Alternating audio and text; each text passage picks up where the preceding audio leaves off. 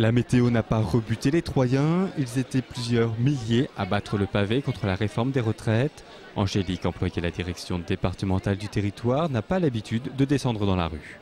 Je descends pas souvent, c'est vraiment c'est assez exceptionnel. Parce que je pense que les retraites c'est important pour tout le monde, et pour les jeunes et pour les anciens qui vont partir d'ici quelques années et qui seront contents, je pense, qu'on fasse quelque chose pour eux. Quand on voit que ceux qui sont là-haut, ils ont la retraite à vie et sur plusieurs générations, c'est pas normal.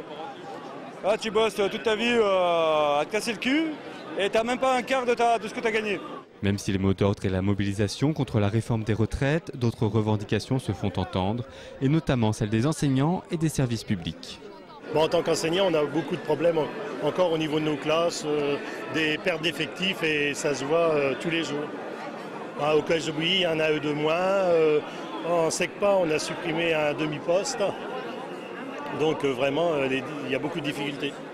Nous, on travaille dans les organismes sociaux et il y a peu d'embauches actuellement.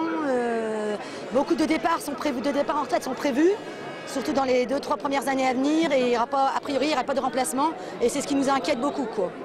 Mutualisation, fusion des caisses et beaucoup de travail qui viennent en plus s'ajouter tous les jours à nos tâches quotidiennes. Un combat partagé par cette demandeuse d'emploi qui a également marqué son indignation face aux propos du député Jean-Claude Mathis. Je pense qu'il faut être vraiment culotté pour dire que travailler n'a jamais tué personne. Je pense que ça vient de la part de quelqu'un qui n'a pas beaucoup travaillé dans sa vie, c'est pas possible autrement. Une forte mobilisation qui a conduit le cortège à emprunter le boulevard du 14 juillet.